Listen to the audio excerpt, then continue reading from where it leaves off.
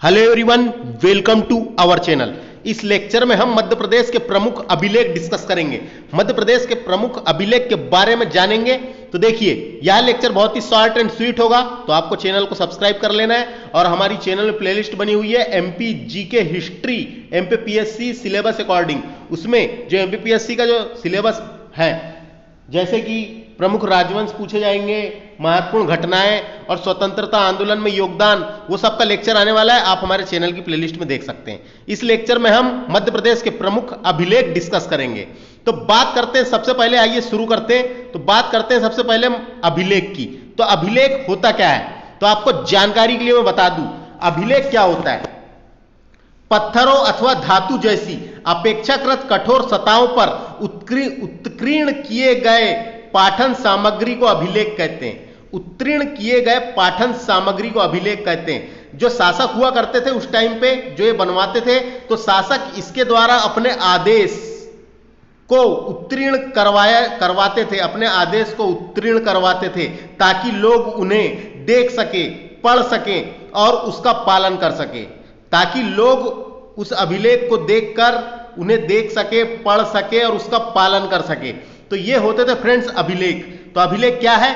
पत्थर अथवा धातु जैसी अपेक्षाकृत कठोर सतहों पर उत्कीर्ण किए गए पाठन सामग्री को अभिलेख कहते हैं। शासक इसके द्वारा अपने आदेशों को उत्कीर्ण करवाते थे, ताकि लोग उन्हें देख सके, पढ़ सके और उसका पालन कर सके। अभिलेखों के अध्ययन को क्या कहा जाता है? ईपीग्राफी कहा जाता है। तो यह भी इंपॉर्टेंट है, अभिलेखों के अध्ययन को ईपीग्राफी कहा जाता है। तो बात करते हैं मध्य प्रदेश के प्रमुख अभिलेख। कुछ अभिलेख दिए हुए हैं, उनको डिस्कस कर लेते हैं। सबसे पहले बात करते हैं मंदसौर अभिलेख। मंदसौर अभिलेख, इसका नाम जो है दसपुर मिलता है, इसका नाम दसपुर मिलता है। यह भूभाग प्राचीन पश्चिमी मालवा का हिस्सा था, पश्चिम तरफ था तो पश्चिमी मालवा का हिस्सा था। इसमें विक्रम संवत 529 473 ईस्वी की तिथि दी गई है। इसमें तिथि भी दी गई है, 529 और 473 की तिथि दी गई है। यह लेख प्रशस्ति के रूप में है। प्रशस्ति क्या होती थी? जो शासक होते थे अपनी प्रशंसा के लिए जो भाषण या फिर जो वाक्य अपनी प्रशंसा के लिए लिखवाते थे, उत्कीर्ण करवाते थे, उसे प्रशस्ति कहते थे। प्रशस्ति के रूप में है, जिसकी रचना संस्कृत विद्वान वत्स्य भट्टी ने की थी। वत्स्य भट्टी ने की थी। इस लेख में इस राजा को राज्यपाल, इस लेख में इस राजा के राज्यपाल बंधुवर्मा का उल्लेख मिलता है। तो यह इंपॉर्टेंट है, इस लेख में बंधुवर्मा का उल्लेख मिलता है, जो यहां शासन करता था। इस लेख में सूर्य मंदिर के निर्माण का भी उल्लेख मिलता है। तो ये डायरेक्ट क्वेश्चन बन जाता है, मंदसौर अभिलेख से मिलता है, याद रखना है। सूर्य मंदिर के निर्माण का उल्लेख किससे मिलता है? मंदसौर अभिलेख से मिलता है। अब बात करते हैं नेक्स्ट, सांची अभिलेख की बात कर लेते हैं। यह सांची में है। यहां से प्राप्त गुप्त वंश 131 से 450 ईस्वी का है। यह जो लेख है 131 से 450 ईस्वी का है। इसमें हरि स्वामिनी द्वारा यहां के आर्य संघ को धन दान दिए जाने का जिक्र है। इस अभिलेख में हरि स्वामिनी द्वारा यहां के आर्य संघ को धन दान दिए जाने का जिक्र है। किस अभिलेख से? सांची अभिलेख से। अब बात करते हैं उदयागिरी गुहा लेख। तो गुहा लेख भी अभिलेख की तरह ही होते थे, तो गुहा लेख है ये। तो इसको देख लेते हैं। गुप्त संवत 106 से 425 ईस्वी का यह जैन अभिलेख मिला है। यहां पे एक जैन अभिलेख मिला है उदयागिरी गुहा लेख से। इसमें शंकर नामक व्यक्ति द्वारा इस स्थान में पार्श्वनाथ की मूर्ति स्थापित किए जाने का विवरण है। पार्श्वनाथ की मूर्ति स्थापित किए जाने का विवरण है शंकर नामक व्यक्ति द्वारा। याद रखना है, किसमें? उदयागिरी गुहा लेख में। अब बात करते हैं तुमैन अभिलेख। तुमैन अभिलेख इंपॉर्टेंट है, यह गुना जिले में है।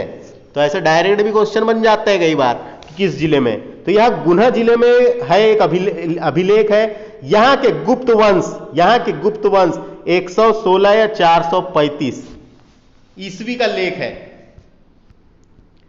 तुमैन अभिलेख से इसमें राजा को शरदकालीन सूर्य की भांति बताया गया है। तो ये याद रखना है आपको, डायरेक्ट पूछा जाएगा किस अभिलेख में, तो तू मैन अभिलेख में राजा को शरदकालीन सूर्य की भांति बताया गया है। शरदकालीन सूर्य की भांति बताया गया है। कुम्हार गुप्त का शासनकाल के समय पुष्प मित्र जाति के लोगों का शासन नर्मदा के नदी के मुहाने के समीप मैकाल में था। जो मैकाल क्षेत्र है, मैकाल में था। इस राज्य मध्य प्रदेश में एरण प्रदेश, पूर्वी मालवा पर भी कुमारगुप्त प्रथम का शासन स्थापित था, क्योंकि अभिलेखों से प्राप्त प्रांतीय पदाधिकारियों की सूची में इस एरण प्रदेश के शासक घटोत्कच गुप्त का नाम भी मिलता है। याद रखना है, घटोत्कच ये गुप्त वंश का शासक रहा है। कुमारगुप्त प्रथम की मृत्यु के पश्चात बाद में गुप्त साम्राज्य की भागडोर उसके पुत्र स्कंदगुप्त के हाथों में आ गई थी। स्कंदगुप्त के हाथों में आ गई थी। तो याद रखना है फ्रेंड्स, तू मैन अभिलेख कहां पर है? गुना जिले में है। उसके बाद सूफिया का लेख की बात कर लेते हैं। सूफिया का लेख है ये। सूफिया का लेख ये रीवा जिले में स्थित सूफिया नामक स्थान पर है। रीवा जिले में स्थित सूफिया नामक स्थान पर यह लेख मिला है। इसमें गुप्त वंश, गुप्त संवत 141 से 460, 141 से 460 ईस्वी की तिथि लिखी है। इसमें इसमें गुप्तों की वंशावली घटोत्कच के समय में मिलती है तथा गुप्त वंश को घटोत्कच कहा गया है। इसमें गुप्त वंश को घटोत्कच कहा गया है। तो इंपॉर्टेंट था, रीवा जिले में स्थित है। याद रखना है, सूफिया का लेख कहां पर है? रीवा में।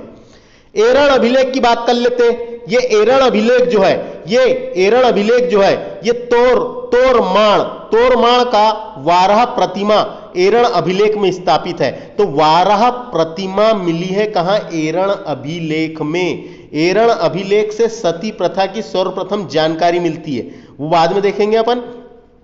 यहां से अब इतना याद रखना है, तोरमाण का वाराह प्रतिमा एरण अभिलेख में है तथा मिहिर कुल का ग्वालियर अभिलेख जो है हूणों की उपस्थिति दर्शाता है। ये डायरेक्ट आएगा। ग्वालियर अभिलेख जो है मिहिर कुल का, उसमें हूणों की उपस्थिति को दर्शाता है। तो डायरेक्ट याद रखना है, क्वेश्चन पूछे जाएंगे यहां से। वाराह प्रतिमा एरण अभिलेख, मिहिर कुल का ग्वालियर अभिलेख जिसमें हूणों की उपस्थिति दर्शाता है। तो ग्वालियर अभिलेख जो है ग्वालियर में, उसमें मिहिर कुल का है वो, और हूणों की उपस्थिति को दर्शाता है। तो ये था फ्रेंड्स हमारा एक शॉर्ट एंड स्वीट लेक्चर, जिसमें हमने मध्य प्रदेश के अभिलेख डिस्कस किए। तो इस लेक्चर में इतना ही। तो हमारे चैनल को सब्सक्राइब कर लें। इसके बाद वाले लेक्चर में प्रमुख राजवंश का वीडियो आएगा, जो एमपीपीएससी के सिलेबस के अकॉर्डिंग रहेगा। धन्यवाद।